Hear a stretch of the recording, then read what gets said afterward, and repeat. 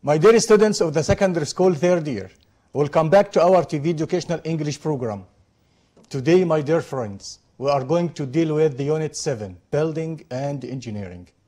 But first, let me welcome my colleague, أ-جيرمين بهاء. Thank you, Mr. Muhammad. My dear students, welcome to a new episode of the English program where we promise to deal with new vocabulary and new and more exercises.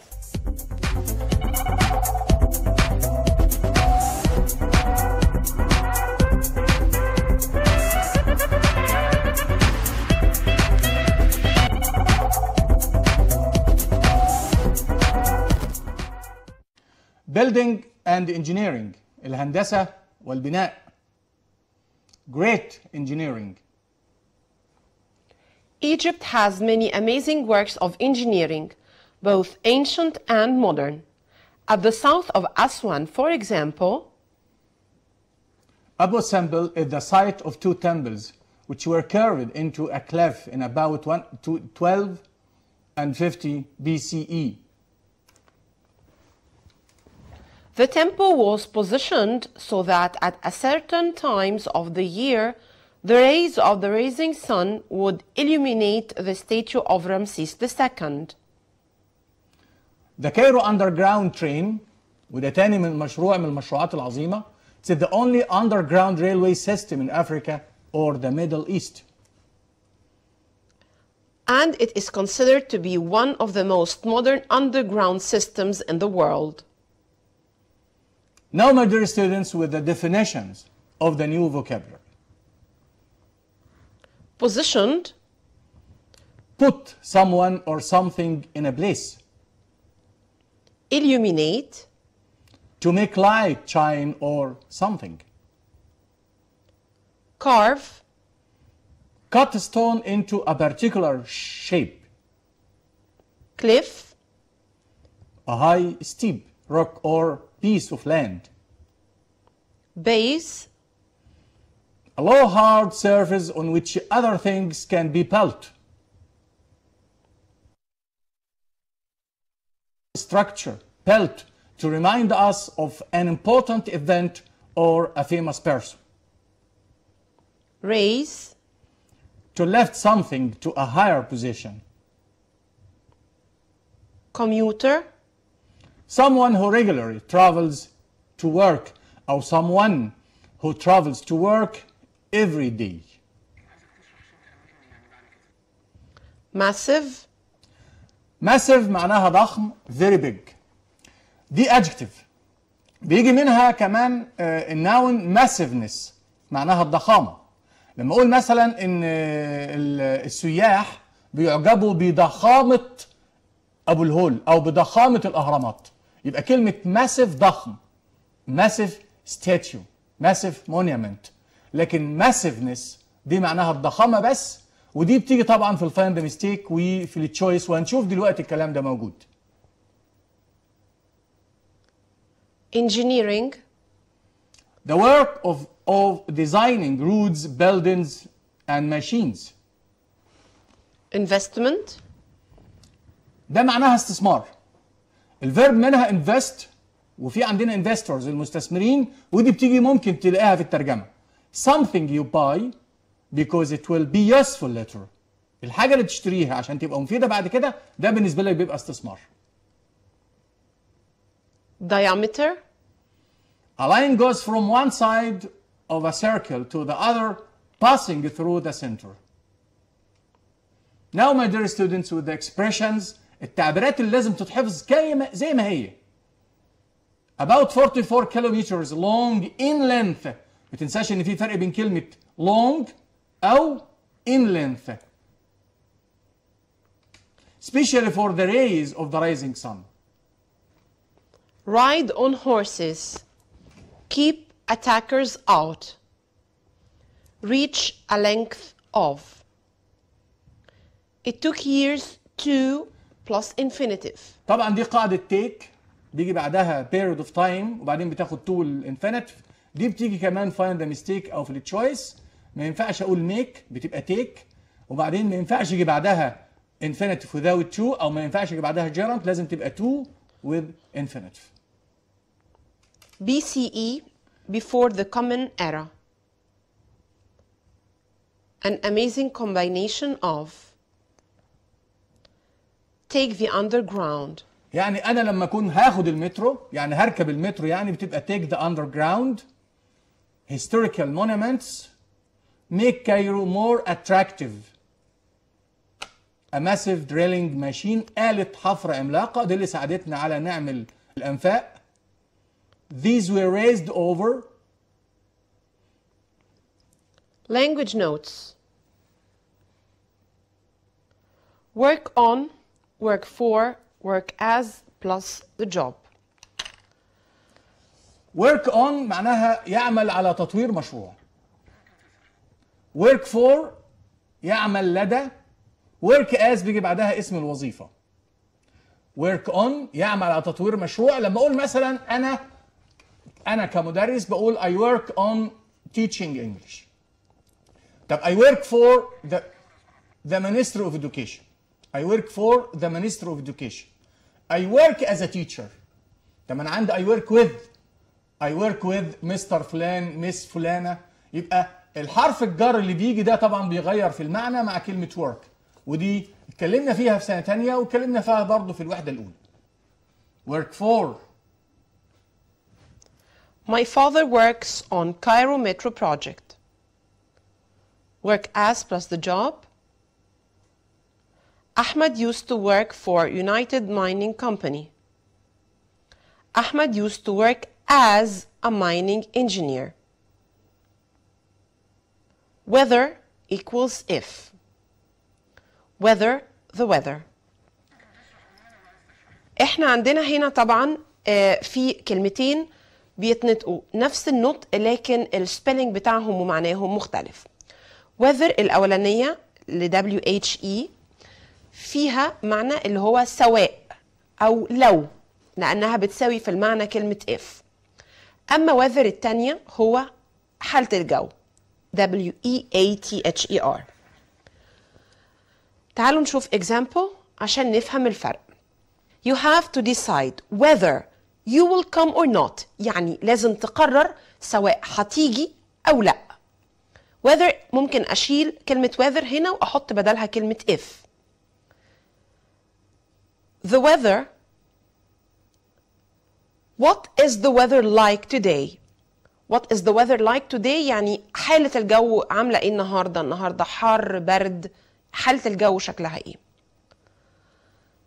Base as a noun أو foundation. Base, the statue stands on a round wooden base. Base هنا معناها ايه؟ قاعدة، يعني حاجة ثابتة، الستاتيو التمثال ده مثبت عليها. Any building needs a foundation to support it. Foundation هنا معناها أساس. Lose and miss. Lose the verb الباست فورم بتاعه lost والباست participle كمان lost، وبنقول I lose something. I cannot go into the house. I have lost my keys. Miss الباست فورم والباست participle بياخدوا ed. I miss someone. I missed my school friends during the summer holiday. وmissed هنا معناها أنا مشتاق ليهم. كمان miss مش بس بتيجي للأشخاص، لكن كمان أقدر إن أنا أقول I missed my train, I missed my plane, I missed an important appointment. كل دي كلمات أو nouns تنفع تيجي مع الverb miss. Rise, rose, risen. I never miss the bus to my work. هنا في الإكزامبل التاني بنقول raise your hand if you want to answer. يعني ارفع إيدك لو عاوز تجاوب. Now my dear students, choose the correct answer. طبعا أنا كده بختار في الكلمات، فبقرا الجملة كويس وببص لكل كلمة، هل الكلمة دي تنفع تيجي معايا في الجملة دي ولا لأ؟ يلا نشوف مع بعض. The first metro space was opened in April 1989. way, line, row ولا couple. طبعا first metro احنا ده تعبير على بعضنا عندنا كده بنقول first metro line، خط المترو الاول اللي احنا عندنا عارفين ان شغالين في 3 خطوط دلوقتي وبنشتغل في الخط الرابع كمان. The first metro line was opened in April 1889.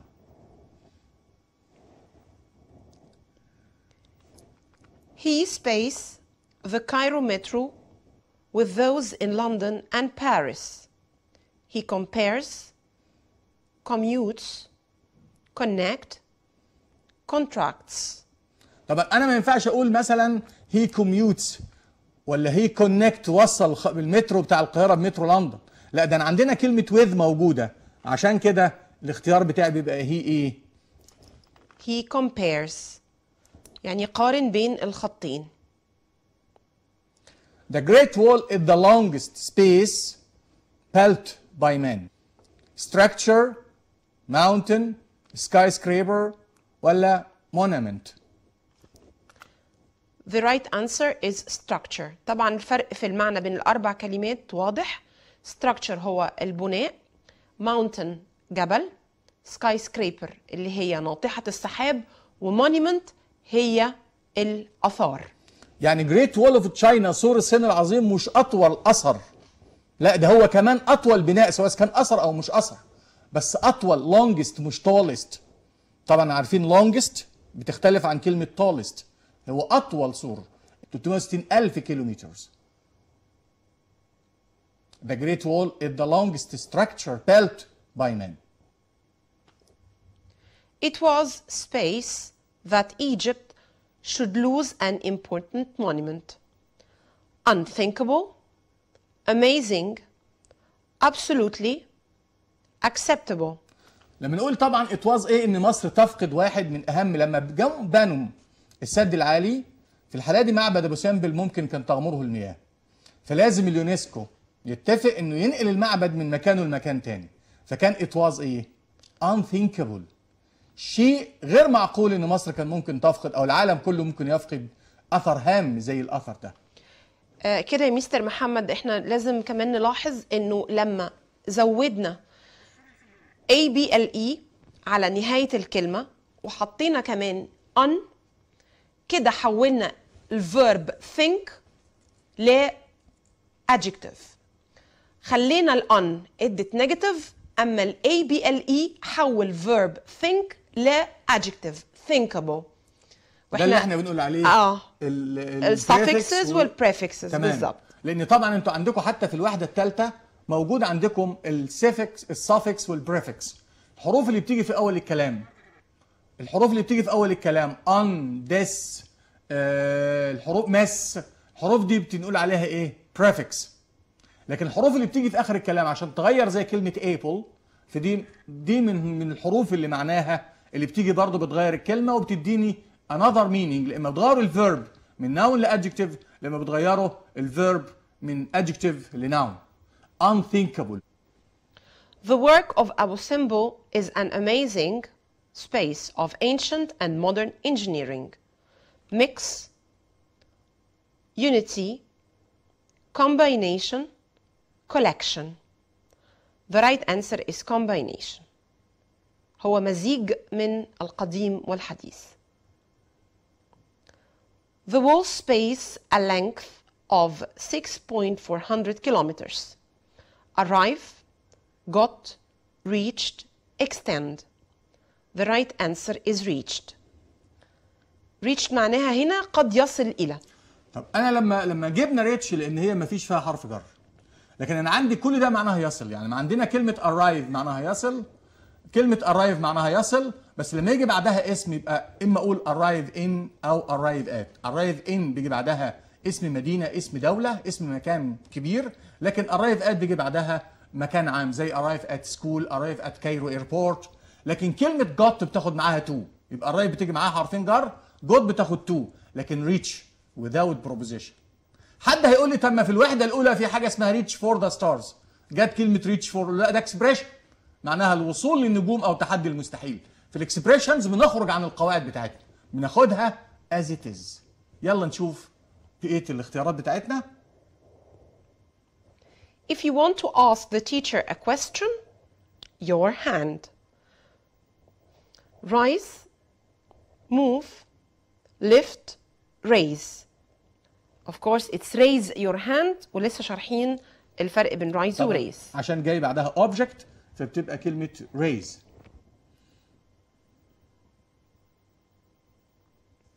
The Sphinx is space near the pyramids of Giza, locating, positioned, situate, place. The Sphinx is positioned near the pyramids of Giza. طبعا الجملة هنا باسف، يعني لما اقول is locating الافضل اقول is located. بالظبط. لو ممكن اقول positioned وضع في مكان لغرض ما. طبعا السفنكس اتحط قدام الاهرامات لغرض ما. اتحط قدام الاهرامات لغرض ما. The Sphinx is positioned near the pyramids. لو قلنا is position بس ما تنفعش، لازم تبقى تصريف ثالث عشان تبقى الجمله باسف. كمان ما ينفعش اقول is situate، لازم تبقى situated، بس في الاختيارات مش مديني situated، مديني situate بس. حتى لو قلت place لازم تبقى placed، بس ما ينفعش اقول is lined او is lied. lied معناها تقع، يبقى lie بس بدون verb to be. لكن لما اقول position اقول is positioned معناها وضع في مكان لغرض ما. زي ما اقول لك مثلا حط النبات ده في البلكونه. ليه؟ عشان المطر يجي عليه، عشان الشمس يجي عليه. يبقى كلمة position ممكن تبقى noun، وممكن position تبقى قدامي verb. اللي قدامي هنا position وقع في الجملة verb. نشوف بقية الاختيارات معانا. The tourists were amazed because of the space of the statue. Massive, heavy, weightless, massiveness. احنا في بداية الحلقة مستر محمد شرح لنا الفرق بين ماس وماسيف وماسيفنس. ماس هي الكتلة وده الناون. ماسيف adjective معناها ضخم. ماسيفنس هو ناون معناه الضخامة. يبقى هم كانوا منبهرين التورستس بالماسيفنس of المونيمنتس بتاعتنا. The right answer is massiveness. The space of the Cairo Underground Line 1 is 44 kilometers. Length, long, height, distance. The length of the Cairo Underground Line 1 is 44 kilometers. أنا ما ينفعش أقول the long of، لأن ذا هنا بيتبعها ذا space of بيتبعها لازم يكون معاها noun. فالنون من كلمة long length. النون من كلمة high height. طبعا برضو الكلام ده شفناه قبل كده في الوحدة الستة. إن ساعات بيطلبني مثلا لما يقول لي the old of كذا، أقول له لا اسمها the edge. ليه؟ لأن the space of بنحط في النص الناون اللي جاي من الادجكتيف اللي قدامي. فعندنا هنا ممكن تيجي السؤال ده يجي find the mistake، يقول لي the long of the Cairo metro. لا هي الصح أقول إيه؟ the length of. Find the mistake in each of the sentences then write them correctly. لازم الأول أدور على الغلطة وبعد كده أكتب الصح بتاعها وأقرأ الجملة كويس قوي. ممكن تبقى الغلطة بتاعتي ممكن تبقى كلمات، ممكن تبقى grammar، ممكن تبقى expression، ممكن تبقى proposition. لازم تشوف المعنى ماشي معاك ولا لا. لقيت المعنى ماشي بالعربي معاك في الترجمة خلاص دور بقى على الغلطة، ممكن تبقى في السبيلنج كمان. يلا نشوف مع بعض كده. The artist curved the sculpture from a massive piece of stone. The artist carved the sculpture from a massive piece of stone.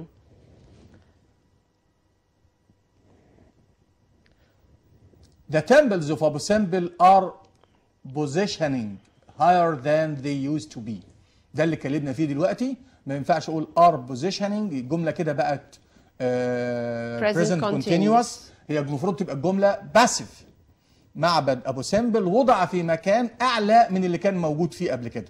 فالباسف بتاعي ما تبقاش are positioning. يلا نشوف الباسف بتاعي ممكن يكون ايه. are positioned. يعني هشيل الاي ان جي واحط اي دي عشان تبقى الجمله past participle. The wall reached a height of 6,400 kilometers.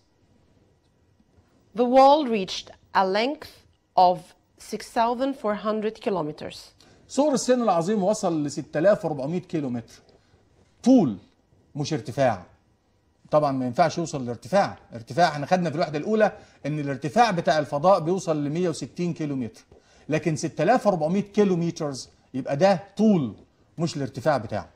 هنا يا مستر محمد بالرغم ان الخطأ انه بالرغم ان الكلمة height ولينث الاثنين ناونز، لكن المعنى هنا اختلف تماما بين الهايت وبين اللينث. فممكن كمان تبقى الجملة فيها common sense، فيها شوية تفكير، هو ممكن المعنى يكون مختلف بالرغم ان الكلمة نوعها صح في الجملة لكن معناها غلط. وده اللي بنقول عليه كمان ان الطلبة لازم يقروا التكست، الطلبة لازم يقروا التكست. بالزبط. ليه؟ لان المعلومة دي موجودة في التكست عندنا فلازم نقراها. بقى لو الطالب حفظ التكست منه بيحفظ موضوع تعبير عن building and engineering، الاولد building and engineering، وممكن في الموضوع بتاع المترو يتكلم في المودرن building and engineering. وكمان لما بيحفظ التكست بيحفظ الجملة نفسها، الجملة نفسها بيحفظ الجراماتيكال ايتمز اللي فيها وبيحفظ الفوكاب بتاعها، حتى بيحفظ البروبوزيشن. المعلومة دي ما ينفعش تجيبها الا من التكست بس. يلا نشوف جملة تانية. The rays of the rising sun would appear the statues of Ramses II. The rays of the rising sun would illuminate the statues of Ramses II. The mass statues were cut into pieces. طبعا كلمة statues هنا معناها تماثيل، وعايزة في الجملة اللي قبلها ما تبقاش اسم، عايزة adjective. بالظبط. الادجكتيف بتاع كلمة mass تبقى ايه؟ يلا نشوف كده. massive ده اللي قلناه دلوقتي. The massive statues were cut into pieces.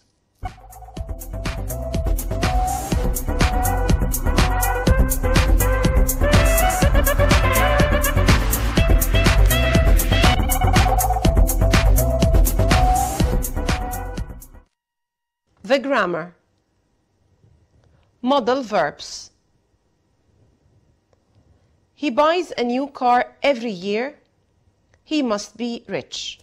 الموديل فيربس بتاعنا احنا عندنا must be وعندنا can't be وعندنا may be او might be. must be معناها اكيد في البريزنت، وcan't be معناها استحالة في البريزنت. may و might be معناها احتمال في البريزنت. طب تعالى لما نجيب الباست بتاعها مش هتبقى be، هتبقى have been.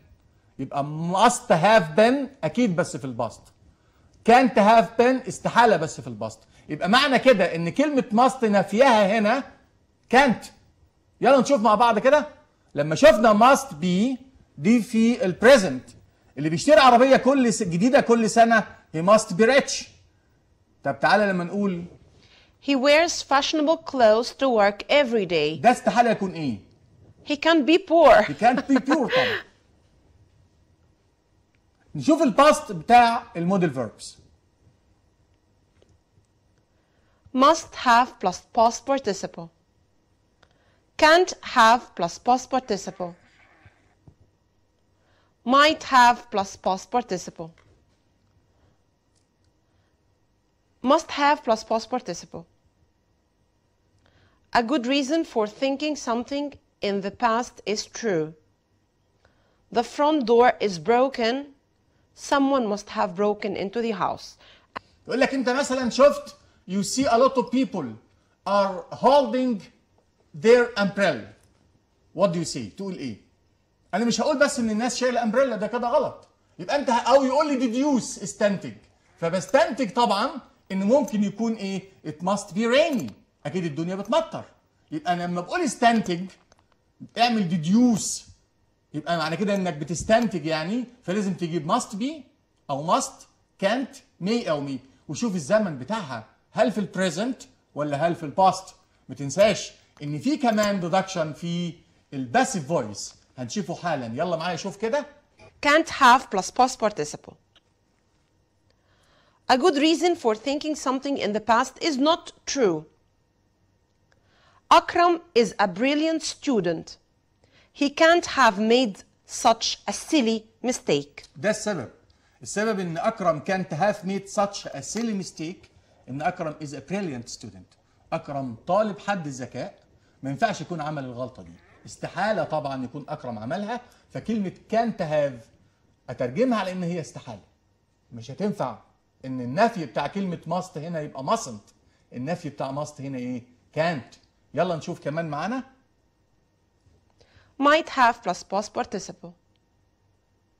A possible reason for thinking something in the past is true or not. يعني لما قلنا كلمة must قلنا معناها true، لما قلنا كلمة can't قلنا not true، لكن لما قلنا مع كلمة may و might قلنا is true or not true، لأن الاثنين may و might الاثنين present، الباست بتاعهم بيبقى may و might have plus past participle، بس might احتمال ضعيف من كلمة may. يبقى الاثنين دول present، لكن الباست بتاعهم ايه؟ may و might have plus past participle.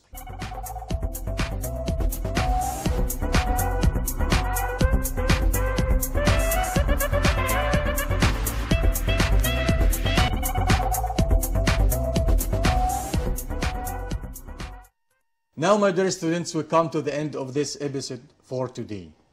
Late for us the next time. Dear students, hope you have benefited from this episode today and you got all the information required to study very well. See you next week. Bye for now. Bye.